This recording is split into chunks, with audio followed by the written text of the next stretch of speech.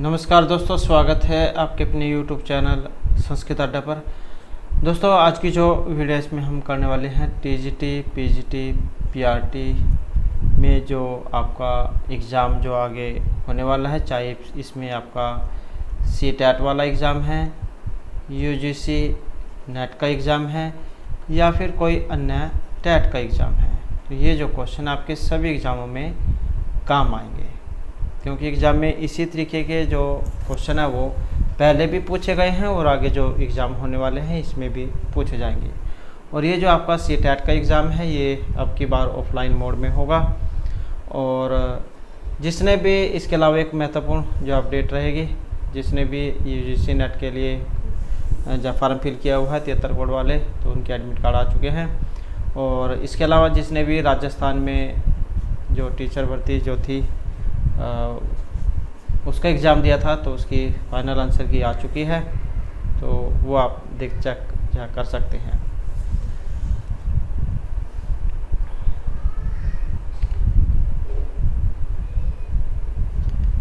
तो हमारा यहाँ पर पहला जो क्वेश्चन है, और ये जो क्वेश्चन है इससे पहले के जितने भी क्वेश्चन थे 40 तक, वो हमने इससे पहले वाली जो वीडियो थी उसमें किए थे।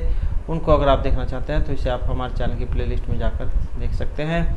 और वीडियो शुरू करने से पहले अगर आपने अब तक हमारे चैनल को सब्सक्राइब नहीं किया तो सब्सक्राइब कर लीजिएगा, और आप हमारा जो टेलीग्राम ग्रुप है उसे भी आप ज्वाइन कर लीजिएगा। तो यहाँ पर पहला क्वेश्चन है नाटक। नाटक में एक शब्द आया है ये वाला स्वगतम, तो इसका जो अर्थ है यहाँ पर क्या लिया गया है? स्वगतम का अर्थ क्या होता है? अश्रव्य, स्थागत योग्य, सर्वश्राव्य, यशम गय हुआ। तो इसका अर्थ जो है यहाँ पर ऑप्शन ए से लिया गया है, अश्रव्य, स्वगतम अर्थात अश्रव्य। अब ये अश्रव्य क्या है, इनके बारे में डिटेल से देख लेते हैं। तो मतलब इसका अश्रव्य से है, नाट्य धर्म के अनुसार वस्तु के 3 भेद होते हैं। एक तो श्राव्य है, इसे प्रकाश से जाना जाता है प्रकाशित रूप में।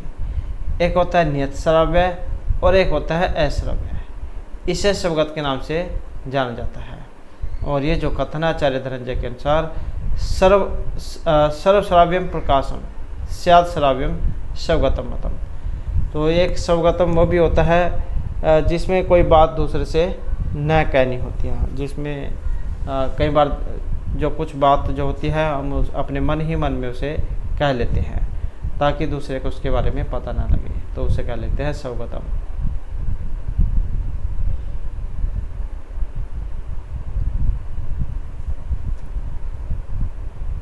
नेक्स्ट है संयोग आदि के द्वारा अनेकार्थक शब्दों के वाचकत्व के नियंत्रित होने पर वाच्यार्थ से भिन्न अर्थ की प्रतीति कराने वाले व्यापार को क्या कहा जाता है? तात्पर्य, अभिधा, लक्षणा या व्यंजना।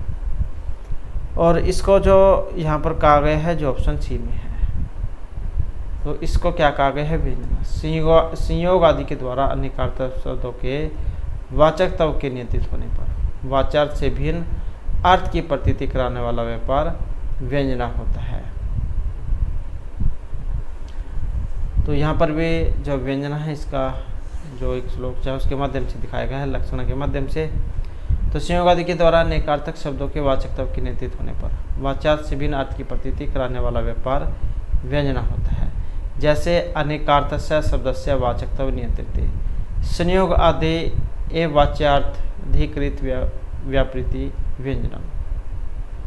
तो इस प्रकार से जो व्यंजन है उनका यहाँ पर ये लक्षण है। उसके बाद आ जाता है संख्या में रजोगुण है। गुण जैसे कि 3 होते हैं, सत्व, रज और तमोगुण। तो ये रजोगुण है, स्थिर है, अनुष्टंबक और अचल है, उपष्टंबक चल है, लघु तथा प्रकाशक है।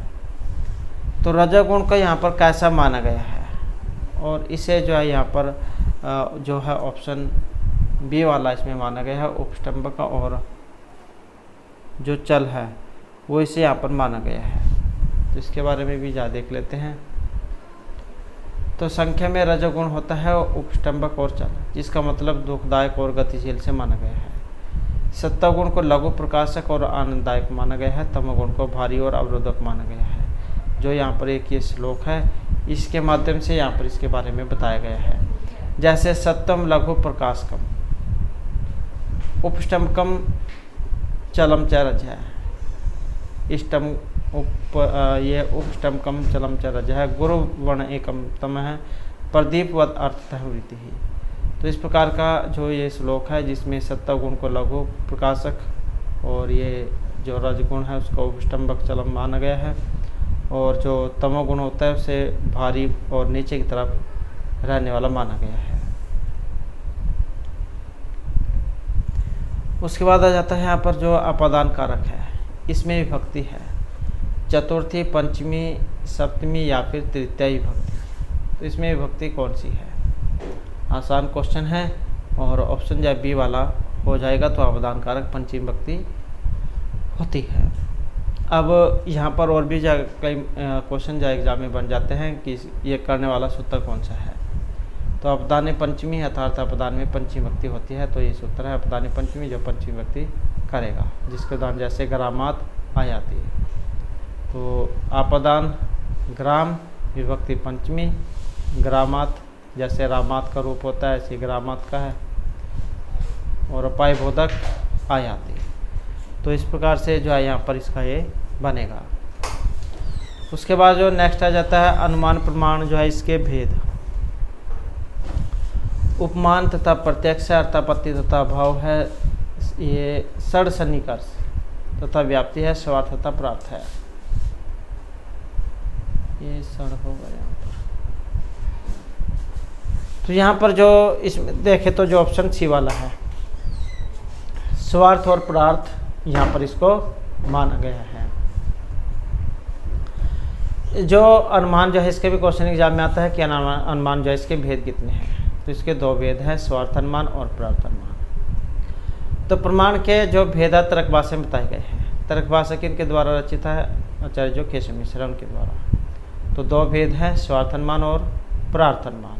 अब जो ये स्वार्थ अनुमान क्या होता है? स्वार्थ मतलब स्वयं अपने स्वार्थ के लिए जो अंदाजा होगा, अनुमान होगा। तो जो अनुमान अपने ज्ञान के लिए किया जाता है उसे हम स्वार्थ अनुमान कहते हैं। कि जैसे हम कहीं जाते हैं और कहीं पर धुआं निकलता हुआ देखते हैं और फिर हम अंदाज़ा लगाते हैं कि भाई वहाँ पर आग लगी हुई होगी जो धुआं निकल रहा है। और ये है परमार्थ अनुमान। एक है स्वार्थ अनुमान, एक ये है प्रार्थ अनुमान। परमार्थ है या प्रार्थ अनुमान, प्रार्थ अनुमान।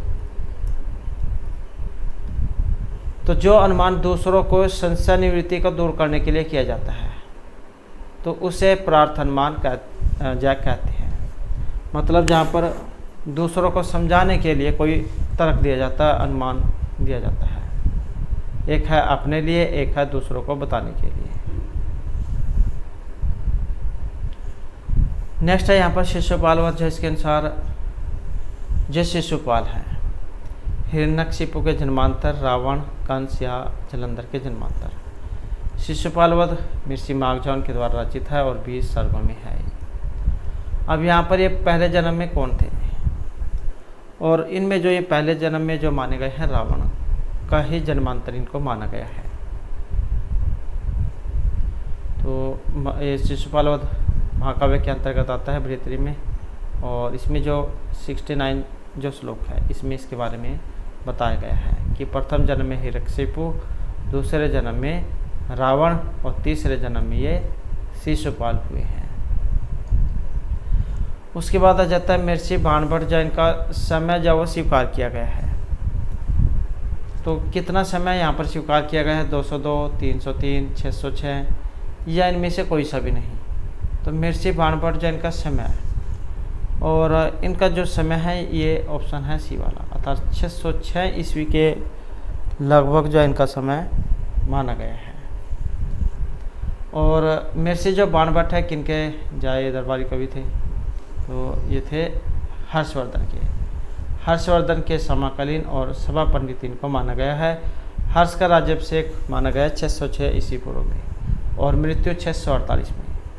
जो ताम्र और ये जो दान पत्थर हैं और चीन यात्री जो हेनसांग जो भारत आया था, तो उनके द्वारा जो प्रमाण दिए गए हैं उससे इनके बारे में पता लगता है। इसलिए महर्षि बाणभट्ट का जो समय है वो 7वीं शताब्दी का पूर्वार्ध माना गया है। और इनके जो जीवन चरित्र के ऊपर हास्य जो इन्होंने लिखी थी। नेक्स्ट है यहाँ पर ये क और ख का उच्चारण स्थान आपने बताना है कौन सा है या कौन सा इनको माना गया है। कंठोष, तालु या झिमुलिया। यहाँ पर का खा है, पा भी एग्जाम में आ जाता है, ऐसे ही जैसे ये दिया गया है यहाँ पर का खा की जगह पर ये वाला। तो का खा जो है यहाँ पर इसमें कौन सा है, इसको माना गया ऑप्शन डी वाला। तो झिमुलिया इनको कहा जाता है अगर ये इस प्रकार के जो चिन्ह आपको दिखाई दे। अगर यहाँ का की जगह पर पापा हो तो उपपद्यमान्य इनको कहा जाता है, का हो तो झिमुलिया। और यह जो आकृति आधे विसर्ग के समान होती है, ये लाइन भी जो एग्जाम में कई बार कठिन बनाने के लिए एग्जाम में पूछी जा सकती है। तो आकृति जो है ये आधे विसर्ग के समान होती है। जब का खा के पूर्व लगता है तो झिमुल, और जब पा फा के पहले लगता है तो उपमध्यमान्य से कहा जाता है।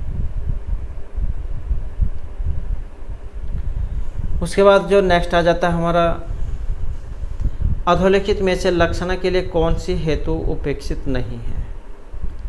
मुख्यार्थ का बाद होना, रूढ़ि, ये दा है यहाँ पर बाद, समवाय संबंध का होना या प्रयोजन का होना। तो लक्षणा के लिए कौन सा हेतु अपेक्षित नहीं माना गया है, जो आया है ऑप्शन बी में, समवाय संबंध का होना। तो यहाँ से समवाय संबंध जो इसको नहीं माना गया है, और आचार्य जो भी सुनाते हैं उनके शब्दों में लक्षणा क्या लक्षण यहाँ पर दिया गया है, मुख्यार्थ बादे तद युक्त यया अन्यर्थ प्रतीयते रूढ़े प्रयोजना दो असौ लक्षणा शक्ति अर्पिता।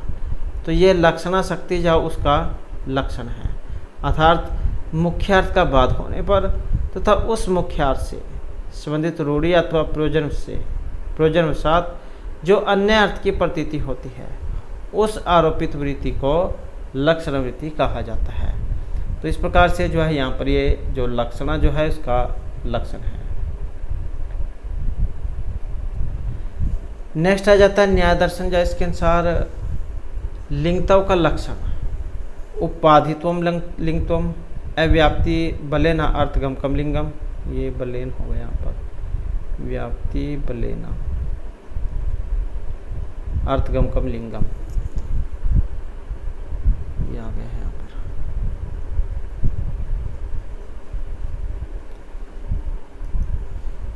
तो व्याप्ति बलेना अर्थगम कम लिंगत्वम, धूम अगनो स्वाभाविकम संबंधम लिंगम। तो न्याय दर्शन जो इनके अनुसार लिंगत्व का लक्षण, और इनके अनुसार जो यहाँ पर लक्षण है ऑप्शन सी वाला है, व्याप्ति बलेना अर्थगमत्वम लिंगत्वम। यहाँ पर भी इनका जो लक्षण है वो दिखाया गया है। तो ये लक्षण है व्याप्ति बलेना अर्थगमत्वम लिंगत्वम। जो आचार्य केशव मिश्र इन्होंने इनके बारे में कहा है, लिंग के लक्षण के बारे में, कि व्याप्ति के बल से अर्थ का गमक ज्ञापक होना, अर्थात धूम अग्नि का लिंग है, क्योंकि जहाँ धुआं होता है वहाँ अग्नि अवश्य होती है। धुआं अग्नि का गमक माना गया है, क्योंकि बिना अग्नि के बिना आग के धुआं नहीं हो सकता, और जहाँ पर धुआं होगा इसका मतलब है वहाँ पर आग जरूर होगी। नेक्स्ट है नाटक के मंगलाचरण को क्या कहा जाता है, मंगलासन, नंदिताकरण या वेदांतवाद। तो ये जो नाटक का जो मंगलाचरण है इसको कहा जाता है, और इसको जो कहा गया है ऑप्शन सी वाला, अर्थात नांदी इसको कहा जाता है। अब एक नांदी होती है, एक होता है भर्तवाक्य।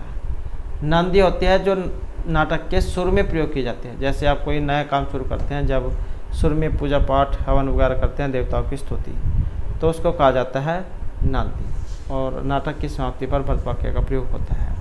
तो यहाँ पर ये नांदी इसमें मानी गई है। ये एक जो श्लोक है उसके माध्यम से भी यहाँ पर ये बताया गया है। आशीर्वचन संयुक्त स्तुति अस्मात् पूज्यते देव विद्वत जन निरुपाधि नाम तस्मात् नंदिति संगीता। तो ये श्लोक है जिसके माध्यम से बताया गया है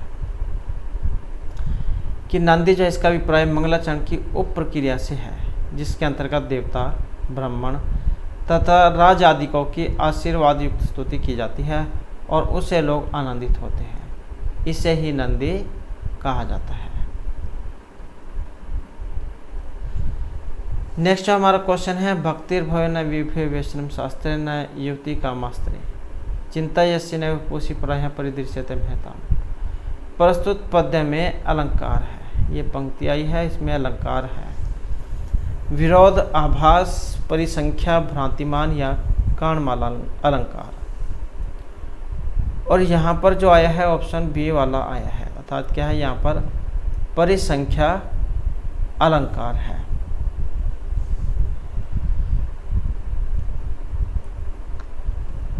तो यहाँ पर जो इसका लक्षण भी बताया गया है, भक्ति भवन विभेषणम शास्त्र न युक्ति कामास्त्र चिंता यस्य न पूषी प्राय प्रदिशते महतम। तो क्या है, परिसंख्या अलंकार है, जहाँ पर कोई पूछी गई अथवा न पूछी गई वस्तु सब के द्वारा प्रतिपादित होकर अपने समान अन्य वस्तु के विच्छेद में पर्यवस्थित होती है, तो उसे परिसंख्या अलंकार कहा जाता है।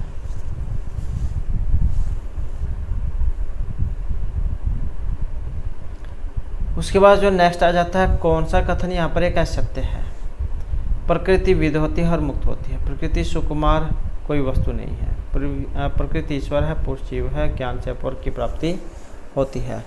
तो यहाँ पर एक असत्य है, और जो यहाँ पर असत्य है ये कौन से वाला है। और यहाँ पर देखें तो जो ऑप्शन सी वाला है, प्रकृति ईश्वर है और जीव पुरुष जीव है, तो इसी को यहाँ पर असत्य इसमें माना गया है। और ये जो पंक्ति आई है सांख्य दर्शन से ली गई है, जो कपिल मुनि जो है उनके द्वारा रचित सांख्य दर्शन, ईश्वर के संख्या है सांख्य कारिका। तो ये सांख्य दर्शन उसमें से है, और सांख्य दर्शन में प्रकृति बद इसको माना गया है और मुक्त होती है। प्रकृति से सुकुमार कोई वस्तु नहीं, ज्ञान से पर की प्राप्ति होती है। तो ये सारे कथन यहाँ पर सही माने गए हैं। उसके बाद आ जाता है जो वासुदत्ता है, ये रचित है वासव कवि, दंडी, शुभंदु या मिर्ची बानभट्ट के द्वारा। तो वासुदत्ता जो है इसके रचिता, और यह है ऑप्शन बी वाले, अर्थात शुभंदु की है वासुदत्ता। और ये जो शुभंदु कवि है इनकी एक मात्र रचना मानी गई है वासुदत्ता। इसमें राजा श्रृंगार शेखर की पुत्री राजकुमारी वासुदत्ता और राजा चिंतामणि के पुत्र कंदर्प केतु के प्रेम प्रणय जो इनका वर्णन है इसमें, मतलब उनकी जो प्रेम प्रसंग जो वो दिखाया गया है। उसके बाद है हितम मनोहरिच दुर्लभम वचा, यह सूक्ति ली गई है। नीति शतकम उत्तरामचरितम किरातार्जुनीम या कुमार संभव से। तो हितम मनोहरिच दुर्लभम वचा है, ये सूक्ति जो ली गई है जो है ऑप्शन बी वाली, अर्थात ये जो किरातार्जुनीम उसमें से ली गई है, जो महर्षि भारवी के द्वारा रचित है। और इस सूक्ति में क्या कहा गया था कि हितकारी और मनोहर वचन दुर्लभ होते हैं, अर्थात ऐसा बहुत ही कम देखने को मिलता है कि कोई दूसरा व्यक्ति जब किसी की भलाई के बारे में सोचता हो, क्योंकि सभी क्या अपना स्वार्थ सिद्ध करने में ही लगे रहते हैं। तो इस प्रकार से किरातार्जुनीम जो महाकाव्य है वृत्तरी जो उसमें आता है उसमें से ली गई है, और प्रथम सर्ग में से, और उसका ये चौथा श्लोक माना गया है, क्योंकि श्लोक जो उसके अंदर से जो सूक्ति जो है यहाँ पर ली गई है। उसके बाद आ जाते हैं यहाँ पर एक पितरौ शब्द आया है जो समास प्रकरण है। तो यहाँ पर इसका समास पद क्या बनेगा, माता चाहे पिता चाहे, मातृ चाहे पितृ चाहे, पिता चाहे या माता चाहे पिता चाहे। तो पितरौ जो यहाँ पर दे दिया गया है, इसका कौन सा बनेगा,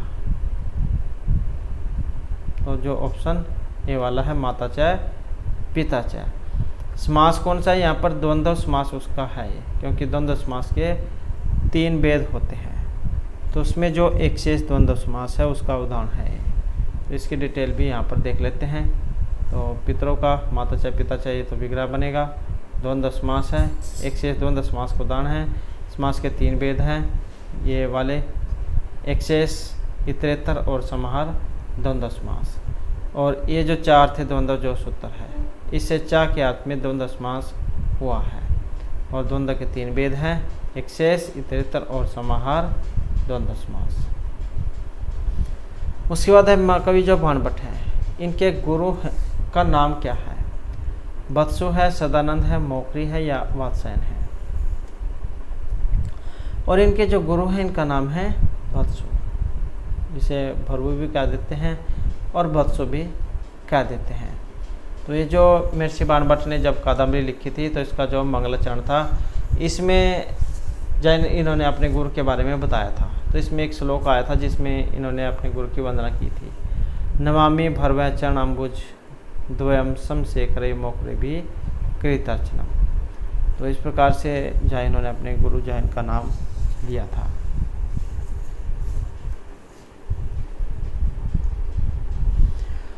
उसके बाद जो नेक्स्ट आ जाता है अनुबंध चतुष्टय में एक नहीं आता है। अनुबंध चतुष्टय का मतलब 4 आते हैं, यहाँ पर जो एक नहीं है। और ये 4 कौन कौन से हैं या फिर जो इनमें नहीं है। और यहाँ पर देखिए तो जो ऑप्शन डी वाला है पूर्व पक्ष, ये नहीं है। अनुबंध ये 4 माने गए हैं।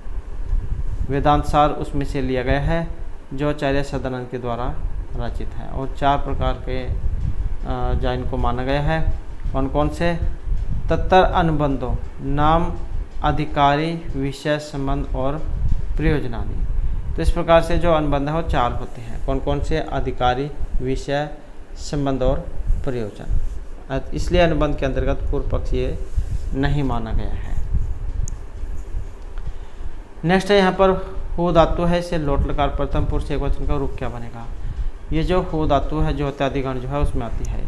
10 जो गण होते हैं, हेरगे, जुहोर, जुहोतु या हुयात। तो हु धातु लोट लकार में प्रथम पुरुष और एक वचन में। तो इनमें जो रूप बना है, जो ऑप्शन आया है डी वाला, तो जुहोतु जा ये रूप बनता है। और धातु में वैसे तो 2 हैं लेकिन 3 भी मानी गई है, पर इसमें पद, आत्मनिपद और उभयपदी।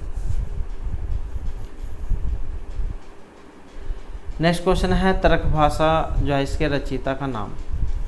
अक्षपाद, गौतम, वाचस्पति मिश्र, वात्सायन या केशव मिश्र। तो तर्क भाषा किनके द्वारा लिखी गई है? जो है केशव मिश्र।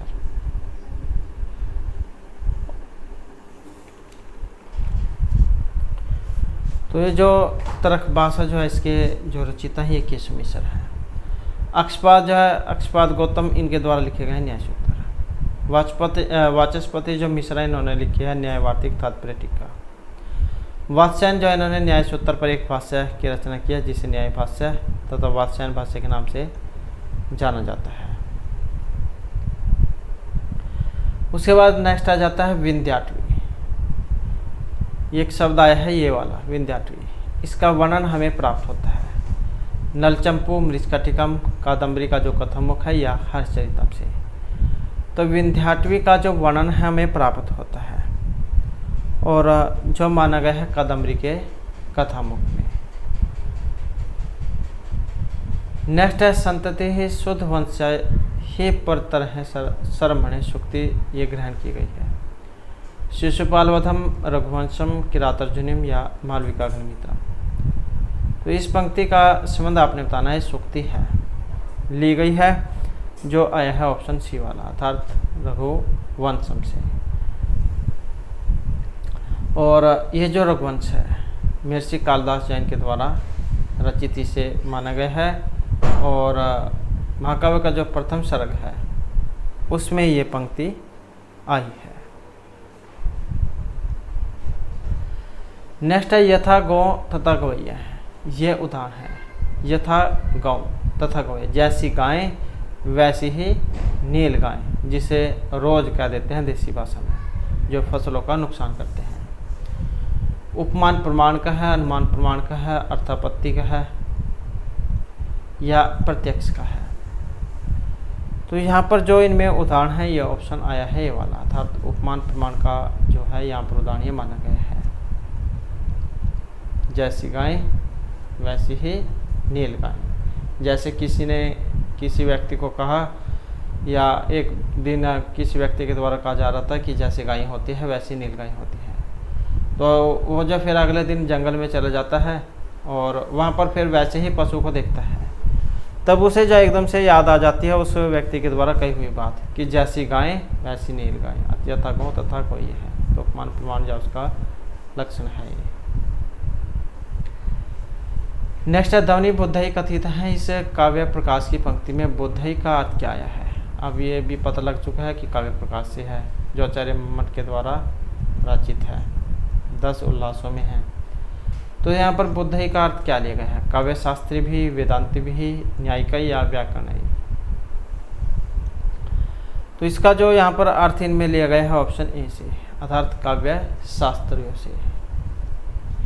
तो काव्य प्रकाश जो है इसकी जो चतुर्थ कारिका है, इसमें आचार्य मम्मट ने कहा था इदम उत्तम अतिशयनी व्यंग्य वाचा ध्वनि बुद्धि कथित है।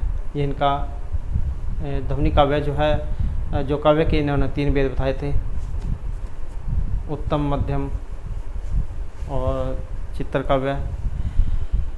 तो ये जो इदम उत्तम श्रेणी ढंगी जो ये जो ध्वनि काव्य का जो लक्षण था यहाँ पर इसमें बताया था, इसमें एक ये शब्द आया था बुद्धि। इसका मतलब काव्य से है कि व्याकरण में प्रधानभूत जो व्यंग्य है उसके व्यंजक शब्द के लिए ध्वनि शब्द का प्रयोग किया जाता है, अर्थात बुद्धि का काव्य शास्त्रियों से लिया गया है। नेक्स्ट है क्रिय प्लस अणुवूल। इस प्रत्यय के संयोग होने पर शब्द कौन सा बनेगा। तो क्रिय धातु है यहाँ पर, कारक है कणवूल, कर्ता या कृति। तो क्रिय और अणुवूल, अब जितने अणा और ला इसका हो जाता है लोप, वो शेष बचेगा, वो को फिर आगे की प्रक्रिया था इसको होता है। तो फिर कौन सा जो यहाँ पर रूप बनेगा, जो आया है ऑप्शन ए वाला, तो कौन सा बनेगा, कारक है। तो क्रिय धातु अणुवूल प्रत्यय वो शेष बचेगा, एक वृद्धि वगैरह होकर फिर ये कारक का रूप बनेगा। किसी धातु के अनंतर अणुवूल प्रत्यय जिस धातु से सुक्ति कार्य करने वाले के अर्थ में यह लगता है, तो ये रूप ही बस ज़्यादा एग्जाम में आता है। ये 30 प्रत्यय वाला है, तो ये रूप आता है बस एग्जाम में, क्रिय प्लस अणुवूल होने पर कौन सा रूप बनेगा, कारक का। नेक्स्ट है प्रत्यक्षर श्लेष घना। ये कथा कही जाती है, अवंती सुंदरी, वासुदत्ता, कादम्बरी या शिवराज विजम। प्रत्यक्षर श्लेष घना, और इस पंक्ति का जो संबंध है ऑप्शन आया है ए से, अर्थात अवंती सुंदरी कथा से। और ये जो अवंती सुंदरी कथा है इसका संबंध किससे है, अर्थात महाकवि सुबंधु के द्वारा रचित वासुदत्ता को प्रत्यक्षर श्लेष घना कहा गया है। स्वयं सुबंधु ने कहा था कि प्रत्यक्ष श्लेष प्रमेय प्रबंध विन्यास वेदग्ध निधिर निबंधनम। तो यहाँ पर जो है इसमें ऑप्शन जो है ये सी वाला जो है इसमें माना गया है, अर्थात जो वासुदत्ता जो है, तो वासुदत्ता जो है इसमें से है जो सुबंधु जैन के द्वारा जो रचित है, और इसका जो 13वां श्लोक जो है इसमें इनके बारे में जो वर्णन है किया गया है। नेक्स्ट है वैश्य है शमशान सुमना इवर्जन। यहाँ पंक्ति ये ग्रहण की गई है, एक जो वैश्य जो होती है वो शमशान जो है उसमें खिले हुए फूल के समान छोड़ देनी चाहिए। तो इस प्रकार की जो है कि ये पंक्ति आई थी मृच्छकटिकम शिशुपालवधम नलचंपू या उत्तरामचरितम से, और इस पंक्ति का जो संबंध है ऑप्शन ए से माना गया है, अर्थात जो मृच्छकटिकम जो है उसमें से ली गई है, जो आचार्य शूद्रक के द्वारा रचित है। तो मृच्छकटिकम में से ली गई है कि कुल एवं शील युक्त पुरुष को शमशान के पुष्पों की भांति वेश्याओं का परित्याग कर देना चाहिए। जैसे यहाँ पर अगर कोई अच्छा व्यक्ति है, परिवार से सही है, तो जो उसे वैश्य जो होती है उनके साथ को छोड़ देना चाहिए। वैसे ही जैसे शमशान में कोई अगर फूल खिला हुआ हो तो उसके समान, क्योंकि शमशान में खिली हुई चाहे कोई जाना भी वहाँ पर नहीं चाहता है, तो ये फूल जो उसके समान बताया गया है। क्योंकि चाहे ये वैश्य जो होती है चाहे उसके पास कितनी ही धन दौलत क्यों ना आ जाए, एक दिन चाहे वो व्यक्ति को छोड़कर ही चली जाती है। तो इसी प्रकार से जो है यहाँ पर ये वैसे जो इनके बारे में कहा गया था, तो उन्हें शमशान में खिले हुए फूल की बात ही छोड़ देना चाहिए। तो इसका जो चतुर्थ जो अंक है, इसका जो 14 श्लोक है, इसमें इनके बारे में बताया गया है। उसके बाद नेक्स्ट आ जाता है ज्ञान जो है, इसकी 2 शक्तियाँ बताई गई है। कौन कौन सी? आवरण, विक्षेप, माया तथा अविद्या, जड़ तथा चेतन या इंद्रिय तथा शरीर। तो अज्ञान जो है इसकी 2 शक्तियाँ हैं। अब ये 2 शक्तियाँ कौन कौन सी है? अज्ञान जो इनकी 2 शक्ति है कौन कौन सी? आवरण और विक्षेप नाम की। तो ये जो शंकराचार्य जो है, इन्होंने अज्ञान को माया और अविद्या नाम से संबोधित किया है। जैसे रस्सी में दिखाई देने वाले सांप रस्सी के वास्तविक स्वरूप पर पर्दा डाल देता है, वैसे ही अविद्या अर्थात माया सत्य पर पर्दा डाल देती है। और माया के इसी कार्य को आवरण कहा जाता है, मतलब ढक लेना। जैसे अंधेरे में कोई रस्सी पड़ी हुई होती है, तो आप क्या उसे सांप समझ लेते हैं, अर्थात जो वास्तविक चीज़ है वो आपको दिखाई नहीं देती है। तो माया क्या है? ये उसको आवरण कर लेती है। और अज्ञान का दूसरे कार्य है कि वह सत्य के स्थान पर प्रपंचात्मक जगत को दिखाई दे। अविद्या सिर्फ रस्सी के वास्तविक स्वरूप को ही नहीं रखती है, बल्कि रस्सी के स्थान पर सांप की प्रतीति भी कराती है। और अविद्या के इसी कार्य को विक्षेप कहते हैं। आवरण ढक लेना, विक्षेप उसे उगाड़ देना, खुला कर देना, या उसके बारे में से पर्दा हटा देना। नेक्स्ट है रामायण कथानक के प्रसंग में सुग्रीव आदि का वृतांत ये कहा गया है। प्रक्रिया, पताका, उपचार वृतांत या फिर संधि। तो जैसे कि आपको पता ही है, रामायण में सुग्रीव का, बाली सुग्रीव दोनों भाई जो थी, उनका वृतांत आया है। तो ये इस प्रकार के जो वृतांत जो आते हैं, उनको इनमें से क्या कहा जाता है? और उनको कहा जाता है पताका। तो पताका जो उसका उदाहरण है, जो प्रासंगिक कथा दूर तक चलती है, तो उसे पताका कहा जाता है। उसके बाद है सभंग श्लेष अलंकार के भेद बतलाए गए हैं, 4, 7, 8 या 10। तो कितने भेद होते हैं सभंग इसके? तो इसके होते हैं ऑप्शन सी 8। तो सभंग श्लेष के 8 जो भेद हैं ये बतलाए गए हैं।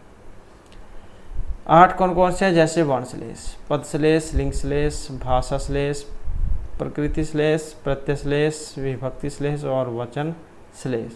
तो इस प्रकार से क्या है 8 ये बताए गए हैं। नेक्स्ट है अधभक्षण धातु है। यहाँ पर ये लिट लकार प्रथम पुरुष एक वचन का रूप आपने बताना है। अदादिगण उसमें आते हैं ये अधभक्षण धातु। अथ, आदत, अत्ता या जघास। तो ये लिट लकार में बनेगा यहाँ पर, जो है ऑप्शन सी वाला, ये जघास ये बनता है। अथ ये लिंग लकार प्रथम पुरुष एक वचन का रूप है, और अंत ये लोट मध्यम पुरुष एक वचन का रूप हो जाता है। आदत ये लंग लकार प्रथम पुरुष और एक वचन का रूप हो जाता है।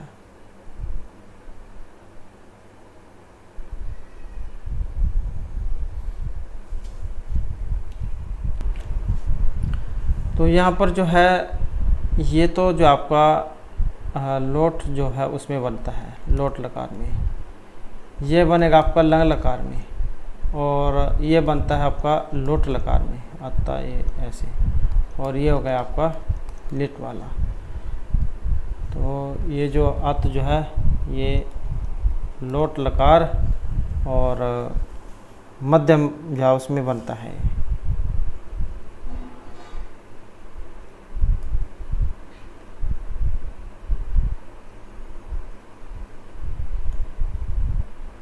तो ऐसे जो है यहाँ पर इनके जो रूप हैं ये बनेंगे,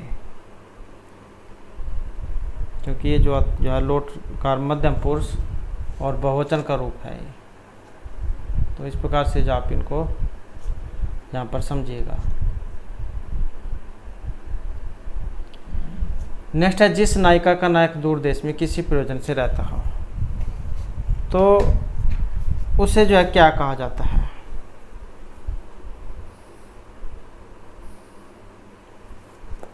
स्वाधीन पतिका, विसारिका, प्रेषित प्रिया या फिर कलहंतरिता। और यहाँ पर जो इनमें कहा गया है ऑप्शन आया है डी वाला। तो प्रेषित प्रिया जो है उसको कहा जाता है। तो जिस नायिका का नायक क्या है दूसरे देश में रहता है विदेश में, तो उस नायिका को प्रसिद्ध प्रिय कहा गया है। अब नायिकाएँ जहाँ ये 8 प्रकार की बताई गई हैं। एक तो होती है स्वाधीन पति का, वास्कसज्जा, विरह उत्कंठिता, खंडिता, कलहांतरिता, विप्रलब्धा, प्रसिद्ध प्रिया और अभिसारिका। तो इस प्रकार से जो है यहाँ पर 8 प्रकार की नायिकाएँ बताई गई हैं। नेक्स्ट है कौन सा शब्द संस्कृत में यहाँ पर एक अशुद्ध है। तो कौन से वाला है यहाँ पर, जो ऑप्शन ए में है, तो यही अशुद्ध है, बाकी और सारे ठीक यहाँ पर बताए गए हैं।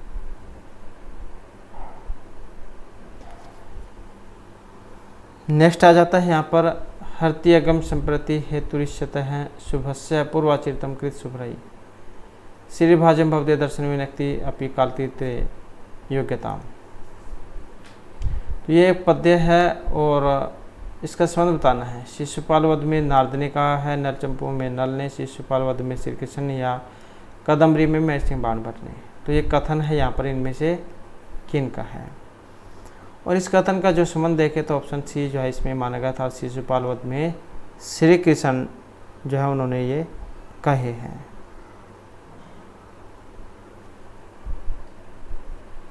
तो यहाँ पर जो ये श्लोक है इसमें भगवान जो श्री कृष्ण हैं इनके मुख से नारद जी के दर्शन या इनके महत्व लाए गए हैं। और शिशुपाल वध का जो प्रथम सर्ग है इसमें से लिया गया है, जिसमें श्री कृष्ण ने ये कहा था। और महर्षि मार्ग के द्वारा रचित शिशुपाल वध प्रथम श्लोक का जो ये प्रथम सर्ग का जो 26वां श्लोक है इसमें जो इनके बारे में वर्णन हुआ है।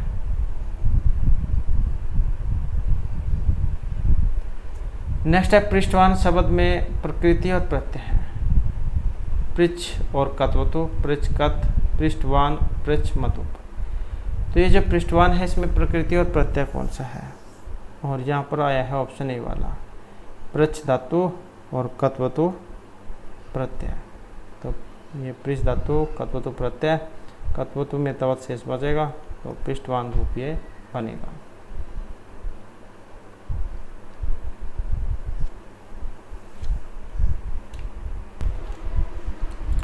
तो इस प्रकार से जो है यहाँ पर इसमें जो है बनेगा। और तीनों लिंगों में जो इसके रूप बनते हैं पुल्लिंग, स्त्रीलिंग और नपुंसकलिंग में। पुल्लिंग जो है इसमें पृष्ठवान बनेगा, स्त्रीलिंग में पृष्ठवती और नपुंसकलिंग में पृष्ठवत हो जाएगा। नेक्स्ट आ जाता है यहाँ पर जो प्रत्यक्ष है, प्रत्यक्ष प्रमाण जो वो वाला क्वेश्चन है।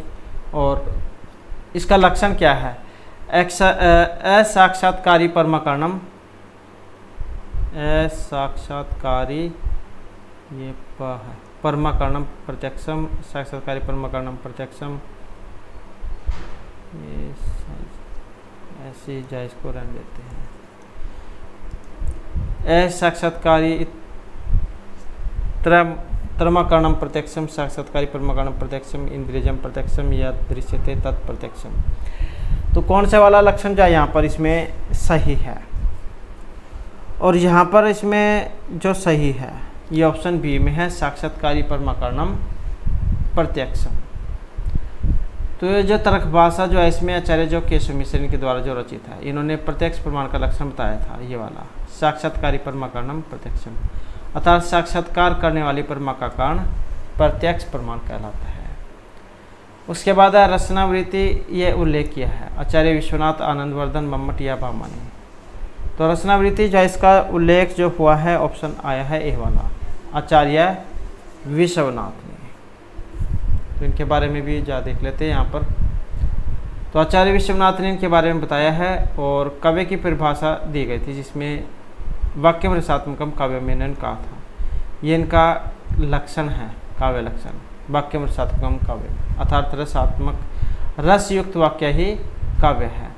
आचार्य मम्मट कृत काव्य प्रकाश में आचार्यों ने अपने अपने तर्क के अनुसार काव्य की परिभाषा दी है। तो ये रचनावृत्ति का उल्लेख आचार्य विश्वनाथ ने किया था अपने साहित्य दर्पण में, और ये इनका लक्षण है। नेक्स्ट है क्रोसेन अनुवाकोधित में तृतीय भक्ति का प्रकार किया गया है। संयुक्त प्रधान तंभूत लक्षण प्रकृत्यादिभ्य उपसंख्यानम न है उपसंख्यानम अपवर्गीय तृतीया। तो क्रोसेन अनुवाक अधीत में तृतीय विभक्ति करने वाला जो यहाँ पर सूत्र है इनमें कौन सा है, जो है ऑप्शन डी वाला अपवर्गीय तृतीया। कि फल प्राप्ति अथवा कार्य सिद्धि को अपवर्ग कहा जाता है और अपवर्ग घोषित होने पर काल और मार्गवाची शब्दों में अत्यंत संयोग गम्यमान होने पर तृतीय विभक्ति होती है। यहाँ पर कोश भर में अनुवाक पर डाला अर्थात कोश भर में कार्य सिद्ध हो गया, इसलिए अपवर्गीय तृतीया सूत्र से इसमें तृतीय विभक्ति का प्रयोग किया गया है। नेक्स्ट है अनुलक्षणीय सूत्र, ये विधायक है कर्म प्रवचनीय संज्ञा का, गति संज्ञा, उपसर्ग संज्ञा या निपात संज्ञा का। अनुलक्षणीय ये विधायक है, अनुलक्षणीय अनुलक्षणीय, और इसका जो संबंध है ऑप्शन ए से है। तो ये कर्म प्रवचनीय संज्ञा का उदाहरण है। तो लक्षण घोषित होने पर अनु शब्द की कर्म प्रवचनीय संज्ञा होगी, जपम अनु परावर्तित। इस प्रकार के प्रयोग में हेतु को शासित करते हुए द्वितीय विभक्ति विधायक बन जाता है। तो जहाँ पर भी शुरू में ये इस प्रकार के अव्यय उपसर्ग जो होते हैं उनमें द्वितीय विभक्ति लगती है। तो ये अनुलक्षण जाए ये द्वितीय विभक्ति का उदाहरण है। नेक्स्ट है भाषा विज्ञान में अग्र स्वर के उच्चारण में जीवा की 4 कोटियों में से एक नहीं है, उच्च, उच्च मध्य, निम्न मध्य या निम्न उच्च। तो यहाँ पर जो नहीं है वो कौन से वाला है, जो आया है ऑप्शन डी में निम्न उच्च। अब जीवा की 4 कोटियाँ यहाँ पर जो बताई गई हैं, अब जो ये 4 कोटियाँ जो हैं कौन कौन सी होती हैं, जिसमें उच्चतम स्थिति, उच्च मध्य स्थिति, निम्न मध्य स्थिति और निम्नतम स्थिति ये होती है। तो निम्न उच्च ये नहीं माना गया है। उसके बाद है काव्य रस, ये कार्य नहीं है, इसको प्रमाणित करने हेतु तो कौन सा कथन यहाँ पर सही है। रस विभाव अनुभाव व्यभिचारी भाव से निष्पन्न होते हैं, लौकिक कारणों के समान रस का कारण कहे गए हैं। विभाव आदि के नाश होने पर रस की स्थिति नहीं रहती, या शरीर के हृदय में रस पहले ही विद्यमान रहता है। तो काव्य रस कार्य नहीं है, इसको प्रमाणित करने हेतु तो कौन सा कथन यहाँ पर सही है, और जो है ऑप्शन सी वाला विभाव आदि के नाश होने पर रस की स्थिति नहीं रहती है। तो रस क्या है, कार्य नहीं है, क्योंकि रस क्या है विभाव आदि के नाश होने पर रस की स्थिति नहीं रहती, और रस की निष्पत्ति को 3 भावों के द्वारा सिद्ध किया गया है, विभाव, अनुभाव और व्यभिचारी भाव। तो यहाँ पर इसमें लक्षण भी आपने पढ़ा होगा, विभाव, अनुभाव, व्यभिचारी भाव संयोगाद रस निष्पत्ति ही, आचार्य पंडित विश्वनाथ के अनुसार। तो इस प्रकार से ये जो रस है उसका क्वेश्चन है। तो यही जो हमारी आज की क्लास और महत्वपूर्ण क्वेश्चन थे, और नेक्स्ट वीडियो होगी इसमें हम आपके लिए नए जो महत्वपूर्ण क्वेश्चन लेकर आएंगे। और हमारे साथ अंत बनाने के लिए धन्यवाद।